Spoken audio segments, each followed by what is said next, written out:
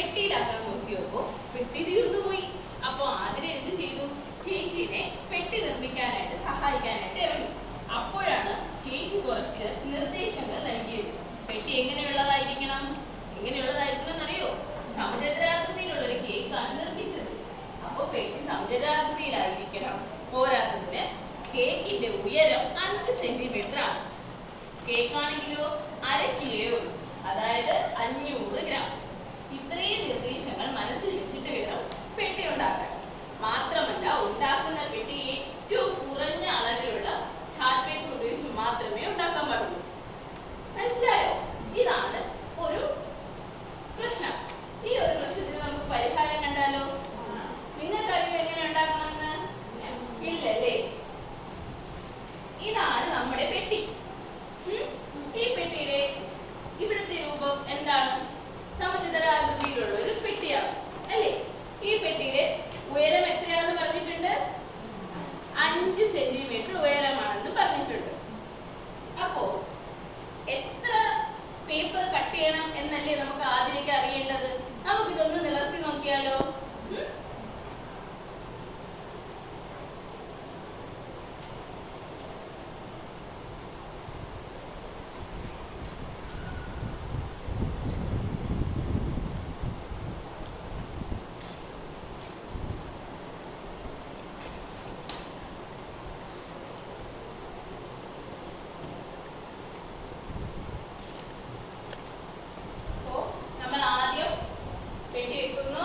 പെട്ടിയുടെ ഓരോ വശങ്ങളായിട്ട് നമ്മൾ നിവർത്താം.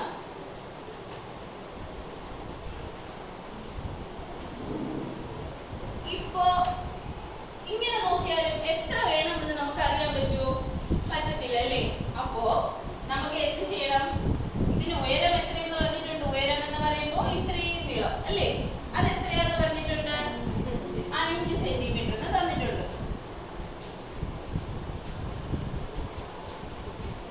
5 സെന്റിമീറ്റർ അല്ലേ? ഉയരം 5 സെന്റിമീറ്റർ ആണ്. അപ്പൊ ഇവിടെയും എത്രയായിരിക്കും? 5 സെന്റിമീറ്റർ ആയിരിക്കും. നമ്മൾ കട്ട് ചെയ്യേണ്ടത് ഇവിടെ തൊട്ട് ഇതുവരെയുള്ള നീളത്തിനല്ലേ ഒരു പേപ്പർ മുറിക്കേണ്ടത്? അത് എത്രയാണെന്നല്ലേ നമുക്ക് അറിയേണ്ടത്? അത് എത്രയാണെന്ന് നമുക്ക് അറിയില്ല. അപ്പൊ നമ്മള് ഇവിടെ തൊട്ട് ഇവിടം വരെയുള്ള നീളം x എന്ന് കൊടുക്കുന്നു അല്ലേ?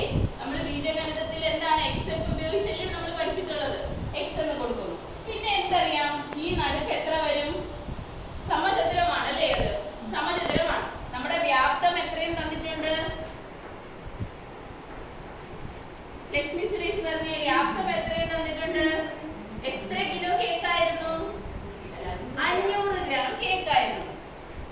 ഗുഡ് ഗേൾ, ഇരുന്നോ? 500 ഗ്രാം കേക്കായിരുന്നു അല്ലേ? ഈ 500 ഗ്രാം കേക്കിന് ഉയരം എത്രയാണ്? 5. അപ്പോ നമ്മള് വ്യാപ്തം കണ്ടുപിടിക്കാനുള്ള സൂത്രവാക്യം എല്ലാവർക്കും അറിയില്ലേ? വ്യാപ്തം = ഉയരം ഗുണനം നീളം. പിന്നെ എന്താ ചുറ്റി വരുന്നേ?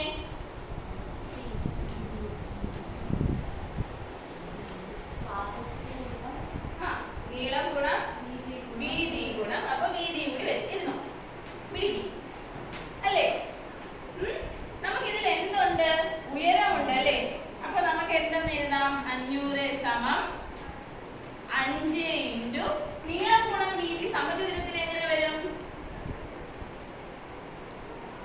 സമചതുരത്തിന്റെ ഒരു വശം എത്രയാണ്?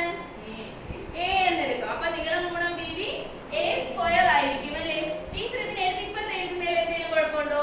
ഈ 500 അപ്പുറത്തും 5 × a² ഇപ്പുറത്തും. അപ്പോ 5 × a² = 500. ഈ 5 കൊണ്ട് രണ്ട് സൈഡ് നമുക്ക് ഡിവൈഡ് ചെയ്താലോ? ഹരിച്ചാലോ? അപ്പോ a² = 500 / 5 അല്ലേ? അപ്പോ ഇതെല്ലാം ക്യാൻസൽ ആയി പോയിട്ട് ബാക്കി എത്ര വരും? 100. a² = 100 എന്നല്ലേ വന്നത്? a എത്ര ആയിരിക്കും? ലാവണ്യ പറഞ്ഞ a എത്ര ആയിരിക്കും? 10. അതെ, അപ്പോ a = 10 സെന്റിമീറ്റർ എന്ന് കിട്ടി അല്ലേ? ഇത് തൊട്ട് ഇതുവരെയുള്ള നീളമല്ലേ നമുക്ക് 10 സെന്റിമീറ്റർ എന്ന് കിട്ടിയത്? നമുക്ക് എന്താ അറിയണ്ടേ? മൊത്തത്തിൽ എക്സ് അല്ലേ കഴിയേണ്ടത്. ഇത് 10, ഇത് 5, ഇത് 5. അപ്പൊ എക്സിന്റെ നീളം എത്രയായിരിക്കും? x is equal to 10 അധികം 5 അധികം 5 അല്ലേ? അത് എത്രയാണ്? 10 അധികം 5 അധികം 5 that is equal to 20 centimetre അല്ലേ? അപ്പോൾ എത്ര സെന്റിമീറ്റർ ഉള്ളത് കട്ട് ചെയ്യണം? 20 സെന്റിമീറ്റർ. ഇത് നമുക്ക് എല്ലാ